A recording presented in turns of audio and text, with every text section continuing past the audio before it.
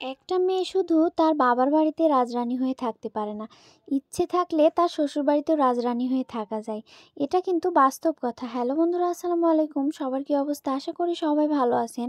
তো আপনাদের দোয়া এবং ভালোবাসায় আমরাও ভালো আছি। তো প্রথমে আমি এই কথাটা কেন বললাম হয়তো বুঝতে পারবেন। অনেকে আছে যে বাবার বাড়িতে রাজরানী হয়ে থাকার পরে শ্বশুর বাড়িতে এসে নাকি চাকরানী হয়ে যায়। এটা কিন্তু ভুল ধারণা। যদি ভালো মেয়ে বা ভালো বউ হয়ে থাকতে হয় তাহলে তাকে তো সংসারের কাজ করতেই হবে। বাবার বাড়িতে মা, বাবা কাজগুলো করতে দেয় না, কারণ পরার বাড়িতে দিতে হবে তার জন্য। কিন্তু শ্বশুর বাড়িতে আসলে সেটা নিজের সংসার হয়ে যায়। তাকে তো সেখানে নিজের মতো করে কাজ করতেই হবে। এটাই মেয়েদের জীবন। তো একটা ভালো মেয়ে বা ভালো বউ হতে গেলে যেখানেই যাই না কেন কাজ করে খেতেই হবে। যদি একটু কাজ করে সবার কাছে ভালো বউ আর মেয়ে হওয়া যায় তাহলে একটু কাজ করলে সমস্যা কোথায়?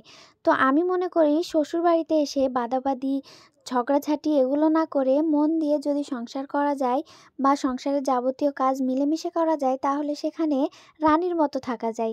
আমি এটাই মনে করি। তবে আমি আমার বাবার বাড়িতে যেরকম রাজরানীর মতো ছিলাম, আমি আমার শ্বশুরবাড়িতে ঠিক সেরকমই আছি। কারণ এখানে আমার একটু কাজ বেশি করা লাগলেও কি হয়েছে? তা সেখানে আমার প্রচুর পরিমাণে সুখ আছে। আর আমি যদি কাজ না করি তাহলে তো সংসারে অশান্তি আসবেই। এটাই নিয়ম, স্বাভাবিক। তো আমি এই কথাগুলো কেন বলছি হয়তো বুঝতে পারছেন। আমি চলে যাব, মানে আর কয়েকদিন পরে আমি আমার আব্বুর বাসায় চলে যাব বাবু হওয়ার জন্য। আমার আম্মুরা নিতে আসবে। তার জন্য আমার শ্বশুর শাশুড়ি সব ধরনের পিঠা আমাকে করে খাওয়াচ্ছে। তাহলে আপনারাই বলেন, শীত যেহেতু শেষের দিকে না, শীত কেবল শুরু। আমি এই পিঠাগুলো খেতে পারবো না বলে আমার শাশুড়ি মা আমাকে নিজে হাতে করতে হচ্ছে। তো কি হয়েছে? কিন্তু আমার শাশুড়ি মা, আমার শ্বশুর আর আপনাদের ভাইয়া ৩ জনে মিলে লেগেছে তুমি সব পিঠা করে খেয়ে তারপরে বাসা থেকে যাবে। আর আমার শাশুড়ি মা পিঠা কোনোটাই ঠিকমতো করতে পারে না। আমি প্রায় সব ধরনের পিঠাই করতে পারি। তো আমি সম্পূর্ণ এই পিঠাগুলো করিনি। অনেকে আবার হয়তো বলবেন কমেন্টে, "আপু আপনি তো সব একা হাতে করলেন।" এটা কিন্তু ভুল ধারণা।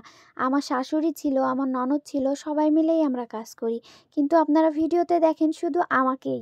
কিন্তু আমার শ্বশুর-শাশুড়ি কাউকেই আমি ভিডিওতে নিই না। তো এর আগে আমি ২ ধরনের পিঠা করে খেয়েছি আর আজকে এই কুশলি পিঠাগুলো করছি।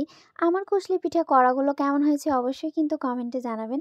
আমি কিন্তু শুধু ১ চার মাত্র ভেজেছিলাম আর ভাজিনি। তারপর থেকে সব আমার শাশুড়িমা ভেজেছে আর আমি এই পিঠাগুলো সম্পূর্ণ তৈরি করছিলাম।